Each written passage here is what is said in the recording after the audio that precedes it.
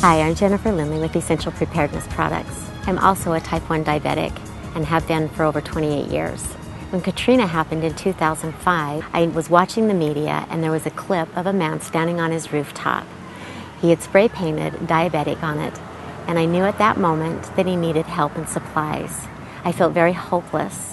My son is also a type 1 diabetic and has been for 19 years. We, as a family, started talking about emergency preparedness and what we would do. As I was searching on the internet to find a case for emergency supply storage, I found nothing and started to develop a product that would serve the needs of people with chronic illnesses. The disasters, I think, that have happened recently have brought emergency preparedness to the forefront probably more than ever before. In a disaster situation, a lot of the people will just pick up and think that they'll be back in a few hours, or they'll be back before they need that, or they leave without that medication, not even thinking about, that they will be away for an extended period of time. Many people think about what they need in case of a real catastrophe, say an earthquake or a hurricane or flooding, as we've seen recently, but we also have issues of interruption of supply of various medications. I think more so in the last few years than I've seen in my 35-year career in medicine. I think even now more than ever it's more important as we're having more medications available to patients to treat more things better. Therefore, people are on more medications, and in combination, again, like I said, with the disasters that we've had, it's a great time to bring a product like this to market. These kits could be really life-saving, especially when you get into a situation where you've put them in a shelter, and a lot of the shelters can be kind of makeshift in disaster. They can be all over the place and spotty. So they may or may not be close to any sort of medical facility or pharmacy.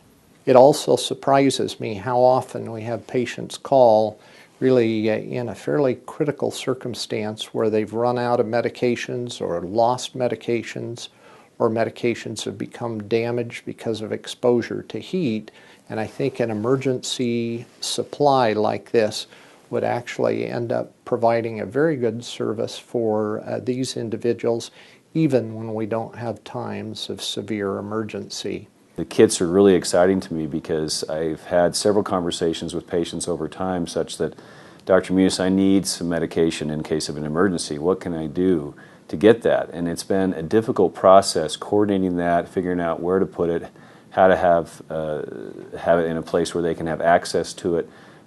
This case system makes that so much easier for these patients.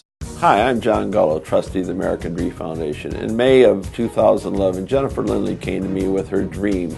She recognized that when it comes to catastrophic situations, the need for diabetes, people with diabetes, to have instant care was very important. So she had this idea of coming up with this emergency preparedness kit that would be beneficial for all. I myself am a type 2 diabetic, and quite frankly in the last few months I've been really thinking about what would I do in case of a catastrophic emergency like Japan or the twisters that happened down south.